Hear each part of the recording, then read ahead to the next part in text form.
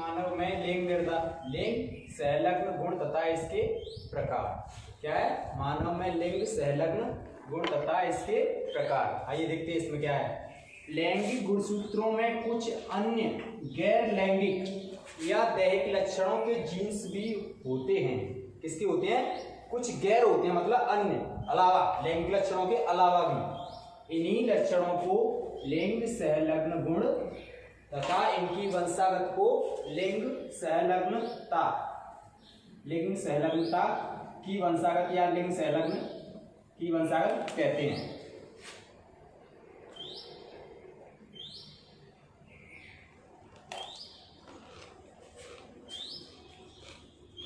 ठीक है, समझ में आ गया? आगे लिंग सहलग्न के प्रकार, इसके प्रकार टाइप्स देखते हैं। पहला है एक्स सहलग्न गुण। इसमें क्या होता है? इन लक्षणों के जीन्स, इन किसके लक्षणों के जीन्स? एक्स के, इसके एक्स, इन लक्षणों के जीन्स एक्स गुणसूत्रों के असमजात खंडों पर स्थित होते हैं। किस पर होते हैं?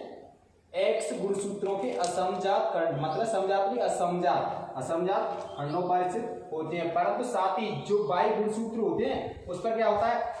बाई गुणसूत्रों पर इन जीनों के युग्म विकल्पी उपस्थित नहीं होते, इस पर नहीं होते। कौन सी वाली पर नहीं होते? बाई। मैंने पहले बताया एक्स और बाई होते हैं दोनों में, इसमें पुरुष में न, मतलब नर में, तो इस पर नहीं होते और इस पर होते हैं, उपस्थित होते हैं। आगे, अतः ये जीन्स पुत्रियों में माता एवं पिता दोनों से तथा पुत्रों में केवल किससे मिलते हैं? किससे मिलते हैं? माता से मिलते हैं। किससे मिलते हैं? पुत्रियों में क्या होता है? पुत्रियों में मिलते हैं माता एवं पिता दोनों से, माता प्लस पिता। और पुत्रों में किससे मिलते हैं? केवल माता से। इस चीज का ध्यान रखना है बस। इसमें एक्स वाले जो ये गुणसूत्र होते हैं किससे मिलते हैं? पुत्रियों में तो मिलते हैं माता और पिता से, और पुत्रों में मिलते हैं केवल माता से। क्योंकि पहले बता चुका हूं मैं, एक्स और वाई मतलब ये होते हैं नर में, पुरुष में गुणसूत्र, और एक्स ये होते हैं किसमें? मादा में, मतलब स्त्री में। तो इसमें बात यही है कि जो बाई गुणसूत्र है इस पर तो नहीं मिलते हैं, और ये इसी पर, ये मादा वाला है ना, मादा ये वाला, इस पर मिलते हैं, और इस पर पुरुष पर। आगे चलते हैं। जैसे इसमें बताया हीमोफीलिया रोग होता है। आगे इसी टॉपिक की बात करेंगे, हीमोफीलिया की। मानव में अधिकांश लिंग सहलग्न गुण एक्स सहलग्न ही होते हैं। कौन से होते हैं? एक्स। क्यों? अधिकतर तुम देखो दोनों में क्या है? दोनों में मिल रहे हैं ना एक्स वाले गुणसूत्र हैं, तो क्या है? दोनों मिल रहे हैं, इसीलिए क्या है? अधिकतर गुण गुणसूत्र कौन से होते हैं? एक्स वाले। अतः कह सकते हैं कि लिंग सहलग्न का अर्थ है सहलग्नता ही लगाया जाता है, मतलब सहलग्न, सीधी सी बात है, सहलग्नता या सहलग्न का मतलब साथ में लग्न, साथ में लगने वाला क्या है? साथ में लगने वाला कौन सा क्या है? गुण है या गुणसूत्र? कौन सा उसका गुणसूत्र है उसका अलग, इसके साथ में लैंगिक लक्षणों के अलावा, मतलब मैंने कहा ये जो लैंगिक गुणसूत्र होते हैं उसके अलावा कुछ अन्य गैर लैंगिक या दैहिक लक्षणों के जीन्स भी होते हैं। इनको क्या कहते हैं? लिंग सहलग्न गुण कहते हैं। वही ये बात है। आगे चलते हैं दूसरी हेडिंग में। छोटी तो बोल दूं ना, बच्चा को देखना।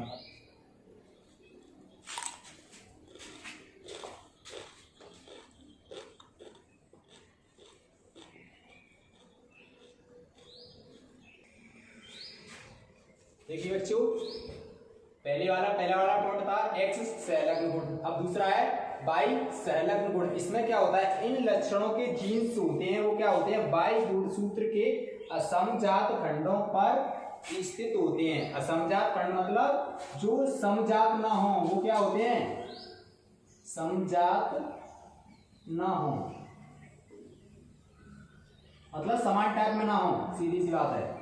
असमजात खंडों पर स्थित होते हैं। स्पष्ट है कि ऐसे लक्षण केवल पुरुषों में होते हैं। केवल किसमें होते हैं? पुरुषों में। मैंने पहले कई बार बार बता चुका हूं, एक्स और वाई। वाई क्या है, इसी में ये दूसरा इसकी पहचान हो गई, ये क्या है, पुरुष वाले लक्षण है, गुणसूत्र है इसके।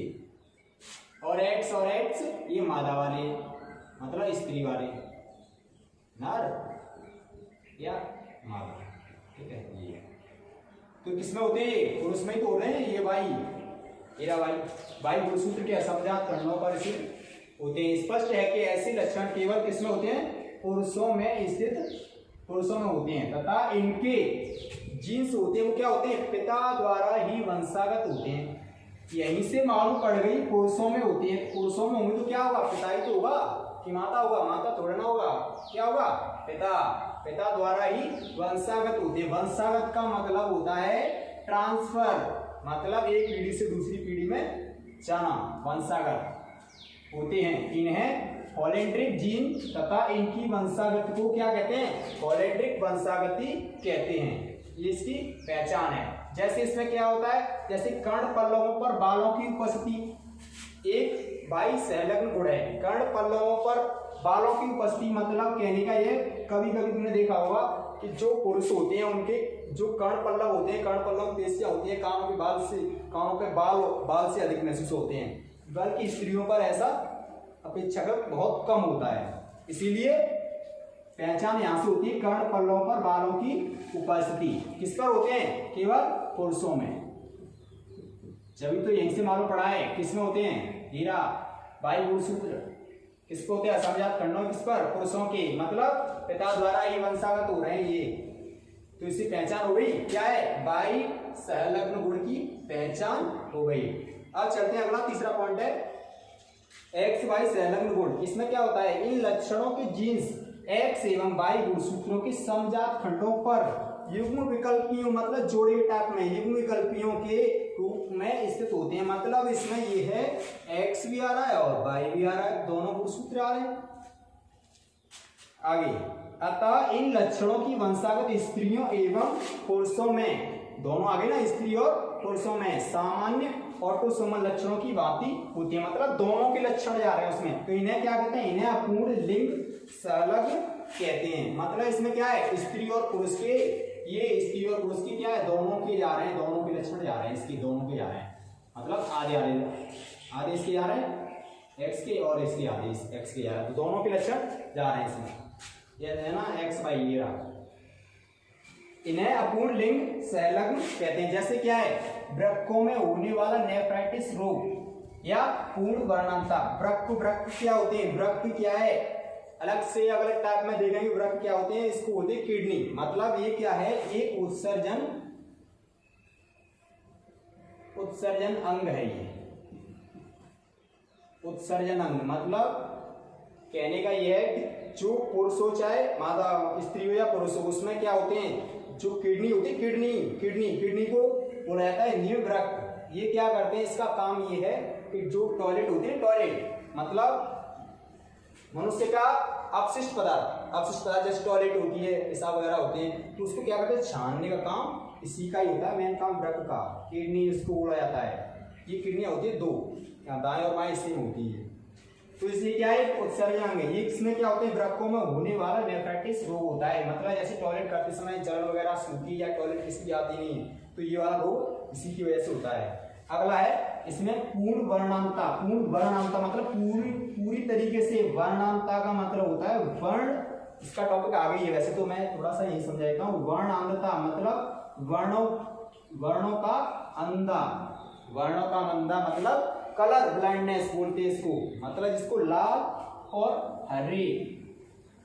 प्लस हरे रंग का भेद नहीं हो पाता है, उसको क्या बोलते हैं, वर्णांधता बोलते हैं। मतलब इसको ऐसे कलर दिखाई नहीं देते हैं, लाल और हरा।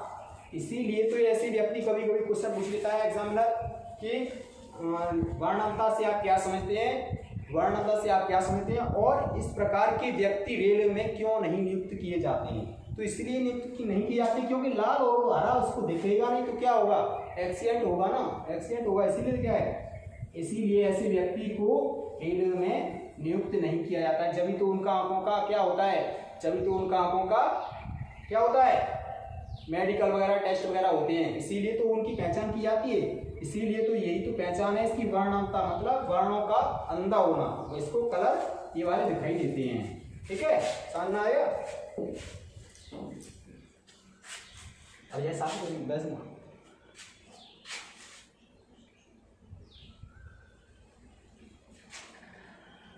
अब इसको साफ करते हैं।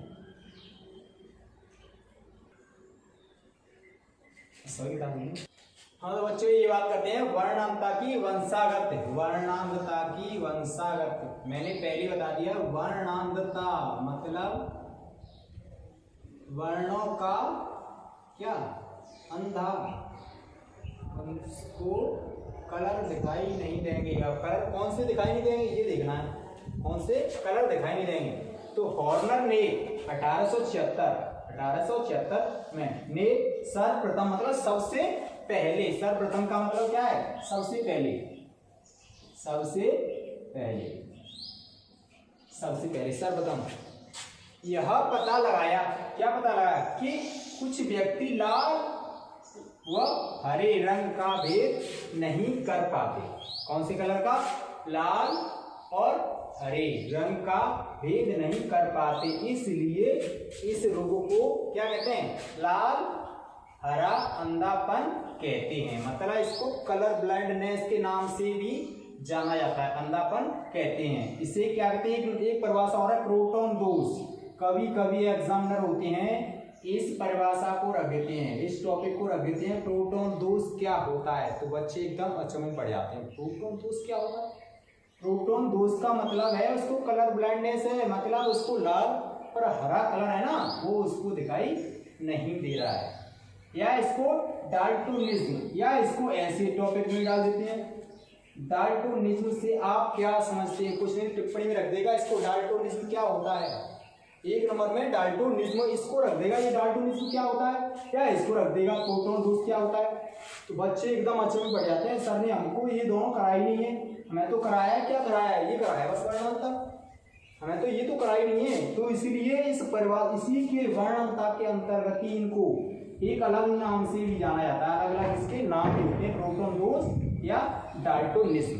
ठीक है, इस चीज का विशेष का ध्यान रखना है, क्योंकि परीक्षा में ऐसी एग्जामिनर अंदर से पूछता है। आगे चलते हैं, बी कहते हैं अतः वर्णांध व्यक्ति मतलब जो वर्णांध व्यक्ति होते हैं, जो वर्णों के अंधे व्यक्ति, वही व्यक्ति डिजाइनर होते हैं। डिजाइनर कौन से? जो डिजाइन बनाने वाले होते हैं। सज्जा डिजाइनर, सज्जा मतलब डिजाइनों को सजाने वाले, कलाकार आर्टिस्ट बोलते हैं इसको, रेल जहाज कार आदि के चालक मतलब जिसको चलाने वाले, ड्राइवर वगैरह आदि होते हैं, वो उसको कार के हों या रेल के हों, ये चलाने वाले होते हैं। इनको चालक नहीं बन सकते, मतलब इनको ड्राइवरी के पद नहीं दिया जाता है। सीधी सी बात ये है, क्योंकि इसलिए दिया जाता है क्योंकि इनको लाल और हरा कलर नहीं दिखाई देगा, तो क्या होगा? लाल और हरा कलर दिखाई नहीं देगा तो एक्सीडेंट हो गए, जनता मरेगी, सीधी सी बात है।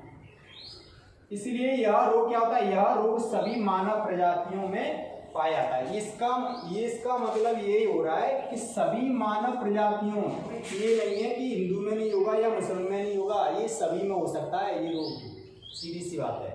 इसमें हो सकता है सभी, चाहे कोई सी मानव प्रजाति हो, ठीक है, सभी में हो सकता है। जैसे आगे भी इसमें भी है, जैसे गोरी प्रजाति में लगभग कितना होता है? लगभग 8%, एवं काली प्रजाति में कितना होता है? 4%।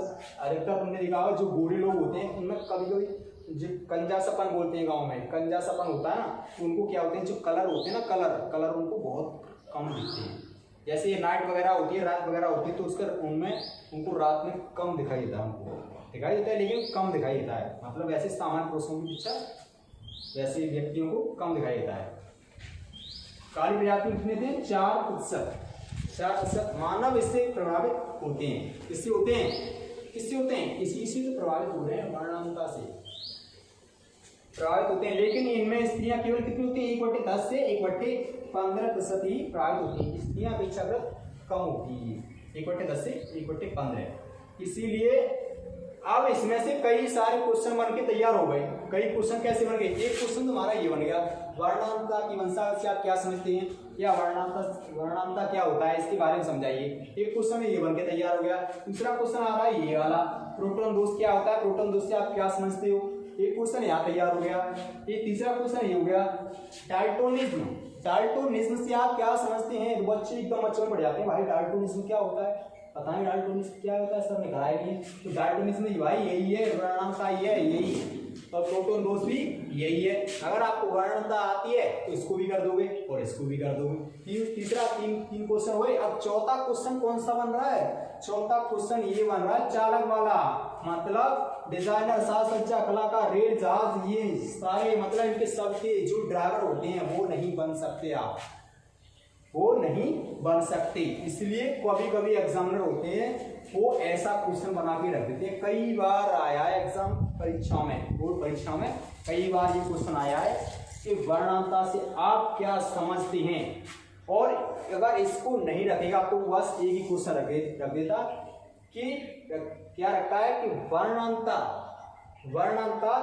क्या होती है, वर्णता क्या होती है, या तो ये क्वेश्चन रख देगा। अगर ये नहीं रखेगा तो दूसरा क्वेश्चन ये रखेगा, क्या रखेगा कि वर्णता से ग्रसित व्यक्ति रेलवे और ये जहाज के ड्राइवर क्यों नहीं बन सकते, क्यों नहीं बन सकते। उसका मेन रीजन बस यही है, उनको लाल और हरा कलर दिखाई नहीं देगा, क्योंकि लाल कलर क्या है, खतरे की झंडी है। तुमने देखा होगा ट्रेन वगैरह जाती है तो जो ट्रेनों के पास वो बैठे रहते हैं, वो जो कंडक्टर वो होते हैं ना, एक ट्रेनों का सुल्तान पर बैठे रहते हैं जैसे, ठीक है, और वो क्या करते हैं, कभी कभी ट्रेनों को लाल अगर खतरा दिखता है तो वो क्या करते हैं, लाल झंडी दिखाई देते हैं ट्रेन को, ठीक है, मतलब क्या है, खतरा है, आगे लाल झंडी दिखाएंगे। और हरी झंडी, अगर ट्रेन मतलब रास्ता साफ है तो हरी झंडी दिखा देते हैं, बस हटे जाते हैं। मतलब उससे क्या है, ये ड्राइवर होते हैं वो समझ जाते हैं यहाँ पे अगर लाल झंडी दिखा रहा है तो आगे खतरा है, और हरी झंडी दिखा रहा है तो क्या है, रास्ता साफ है, जाने दो। अगर वो ड्राइवर है, वो ड्राइवर को लाल और हरा रंगीन नहीं दिखेगा तो क्या हुआ, वो आगे कोई दिखा रहा है लाल झंडी और उसको पता नहीं लाल झंडी दिखा रहा है कि नहीं दिखा रहा है, उसको पता ही नहीं है, उसको दिखाई नहीं दे रहा तो क्या होगा, आगे एक्सीडेंट होगा ना, हुआ कि नहीं हुआ। बस इस चीज के लिए, इसलिए ऐसे व्यक्ति को रेलवे जहाज के ड्राइवर की नियुक्ति का पद नहीं दिया जाता, ठीक है। ये खाली मैंने आपको समझाने के लिए बनाया है, बाकी का अभी साफ कर देते हैं इसको।